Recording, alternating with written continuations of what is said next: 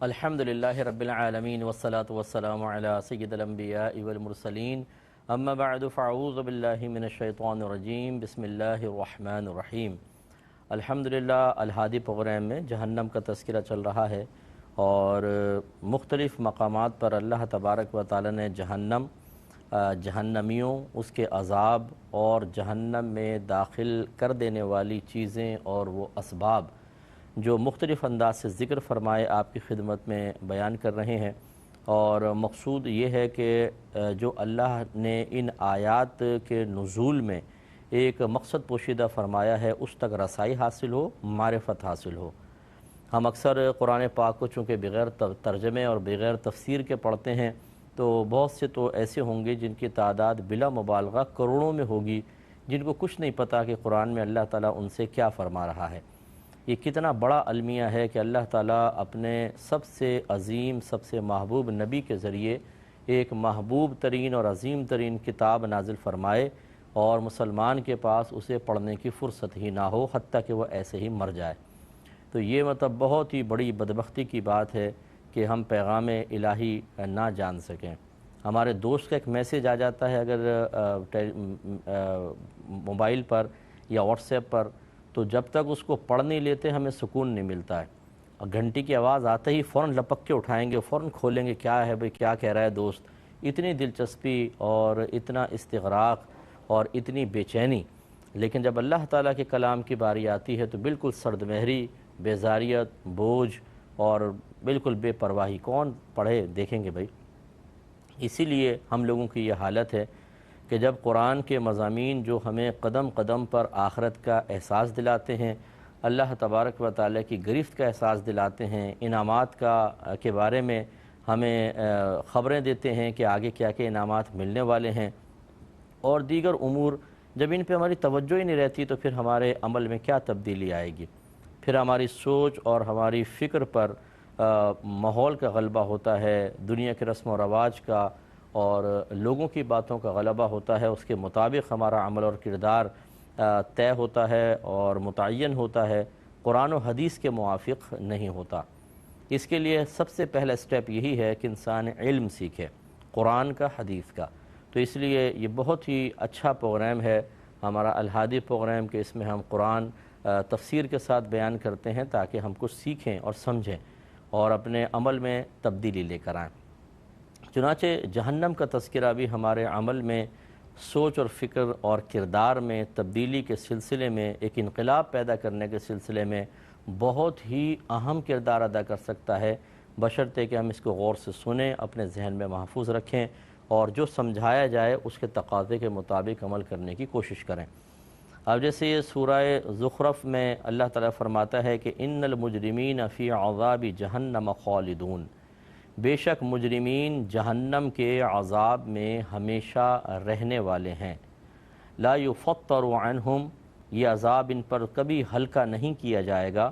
وہم فیہا مبلسون، اور وہ اس کے لیے اور وہ اس میں بغیر کسی امید اور آس کے رہیں گے، یعنی کوئی اچھائی کی امید ان کے پاس نہیں ہوگی۔ اور پھر اللہ تعالیٰ فرماتا ہے کہ وما ظلمناہم، اور ہم نے ان پر کوئی ظلم نہیں کیا، وَلَكِنْ كَانُوا هُمُ الظَّالِمِينَ، اور لیکن وہ خود ظلم کرنے والے ہیں۔ تو مجرمین سے مراد یہاں سب سے بڑا تو وہی، یعنی جو کفر و شرک میں مبتلا ہوں، یہ سب سے بڑا جرم ہے۔ اس کے بعد پھر حالت ایمان میں آنے کے بعد سب سے بڑا جرم جو ہوتا ہے وہ خودکشی ہے، پھر ناحق کسی کو قتل کرنا، اور اس کے بعد پھر اور بے شمار گناہ کبیرہ، پھر صغیرہ کی طرف انسان آئے۔ یہاں بہرحال جو ذکر ہے وہ کفار کا ہے، لیکن میں بار بار آپ کی خدمت میں عرض کرتا ہوں کہ جب ایک انسان کثرت سے گناہ کرے، علم دین اس کے پاس نہ ہو، گندی اور بری صحبت ہو، 24 گھنٹے میں کوئی پاکیزہ مجلس وہ اختیار نہ کرے، کسی پاکیزہ صحبت میں نہ بیٹھے، تو آخر ایمان کب تک شیطان کے واروں سے بچتا رہے گا؟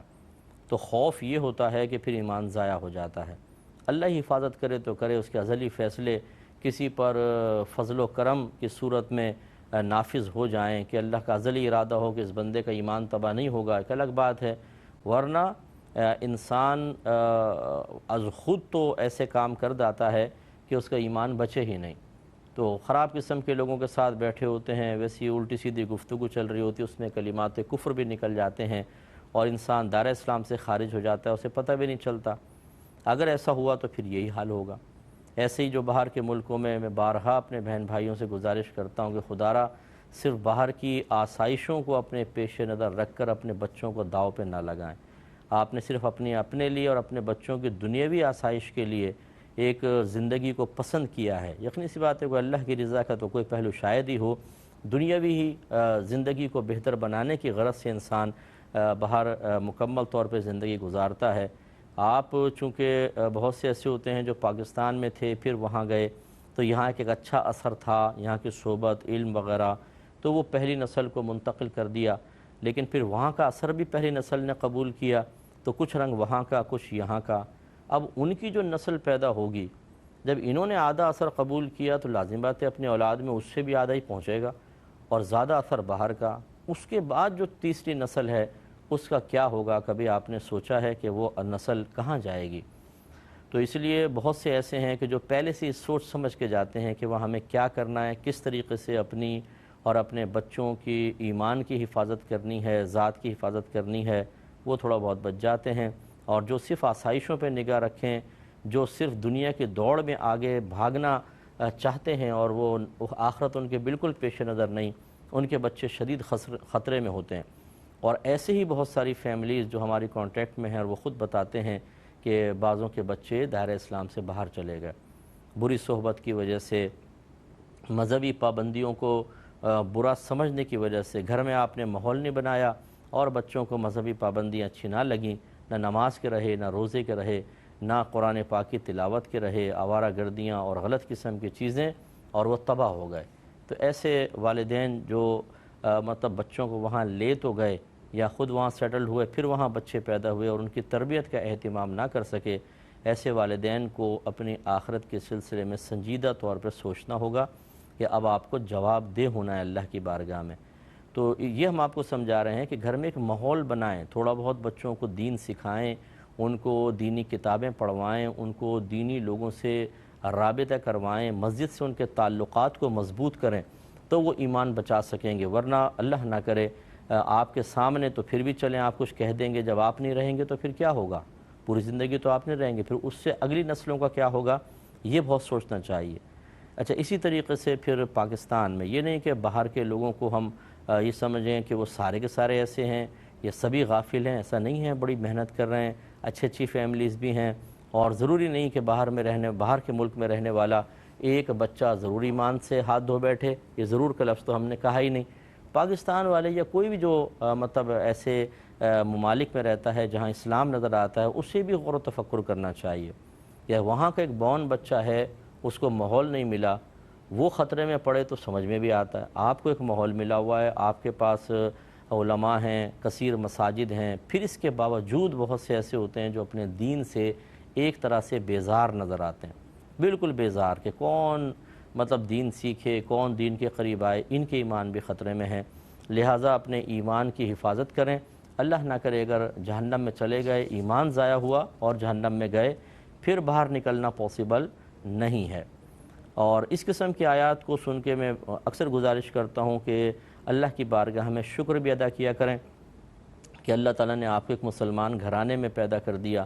اگر آپ ایک غیر مسلم گھرانے میں پیدا ہوتے اور ساری زندگی کفر و شرک میں گزار دیتے اور وہی تعلیمات آپ کے دل پہ اثر انداز ہوتیں اور آپ اسی مذہب سے محبت کرتے، تو پھر آپ کا انجام بھی یہ ہوتا۔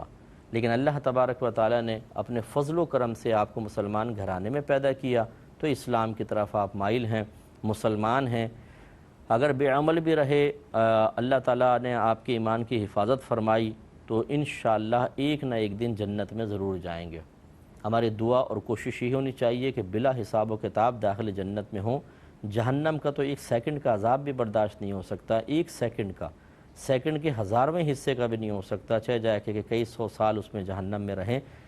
لیکن بہرحال اگر کوئی صاحب ایمان ہے، خدا نہ خواستہ اللہ کی ناراضگی کے باعث اور اپنے شامت اعمال کی وجہ سے جہنم میں چلا بھی گیا، اگر مسلمان ہے، ایمان بچا کر لے گیا، تو ایک نہ ایک دن نکل کر یا نکالا جائے گا اور جنت میں ضرور داخل کیا جائے گا۔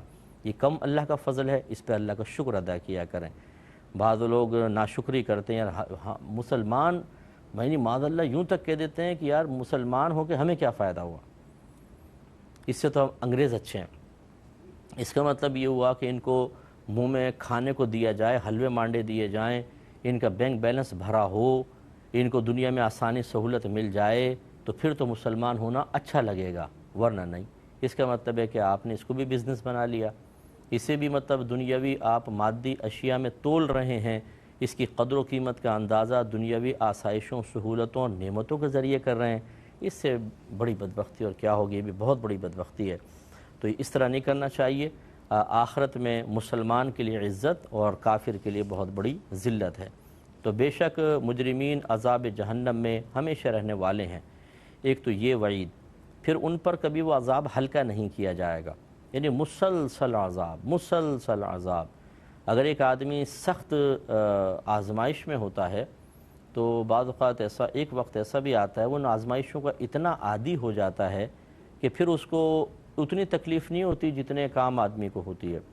جیسے کسی کو مسلسل پین ہو، مسلسل کوئی بیماری ہو، وہ اس کا عادی ہو چکا اور روزانہ میڈیسن لیتا ہے، تھوڑا بہت درد ہوا سہ لیا، اب وہ عادی ہو گیا تو اس کے لیے مشکل ہلکی ہو جاتی ہے۔ وہی اگر کسی اور کو ہو تو زیادہ۔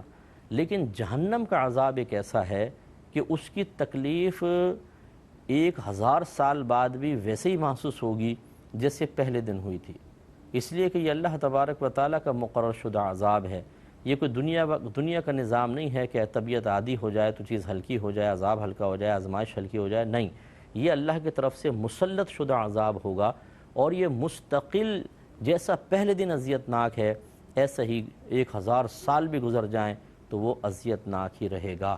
اس لیے یہ جو وعید ہے بڑی ڈرا دینے والی ہے کہ اس عذاب میں سے کچھ بھی ہلکا نہیں کیا جائے گا۔ وَهُمْ فِيهَا مُبْلِسُونَ، اور وہ اس میں بغیر کسی امید کے بے آس رہیں گے۔ یعنی ایک تو ہوتا ہے کہ تھوڑی بہت امید قائم ہو جائے کسی چیز سے، کوئی نکلنے کا رستہ ہو، کبھی کوئی ایسا ہوتا ہے کہ سال میں 6 مہینے میں 2 سال 10 سال 1000 سال کے بعد کچھ فرشتے آتے ہیں کہ چلو بھی تم 6 کو جہنم سے نکال دیتے ہیں، اللہ کا حکم آ گیا، باقی سب جہنم میں رہیں گے۔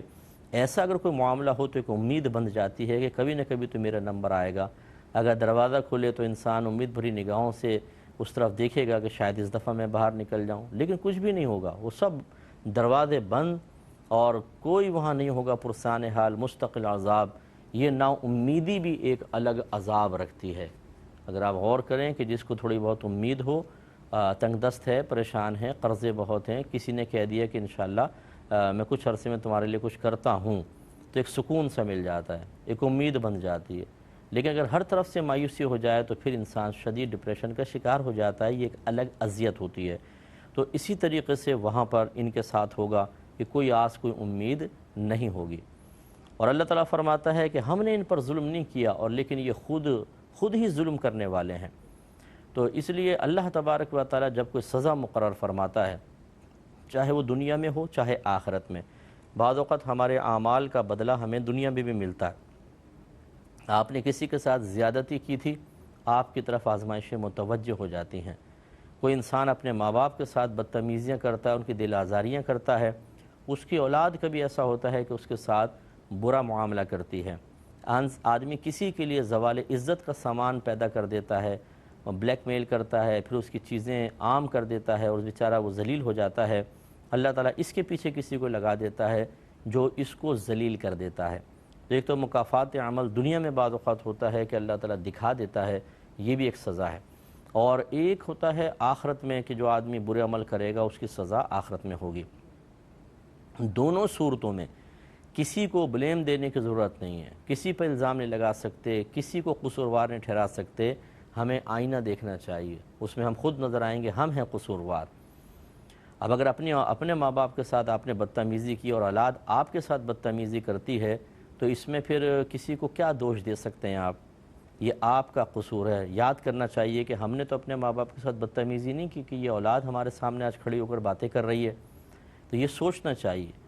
تو اسی طریقے سے اگر آپ نے کسی کو دھوکہ دیا اور آپ کے ساتھ فراڈ ہو گیا تو یہ نہیں کہ یار اللہ تعالیٰ تو نے کیا کیا، پہلے آئینہ دیکھ کر اپنے آپ سے پوچھیں کہ تو نے کیا کیا، تم نے کیا کیا۔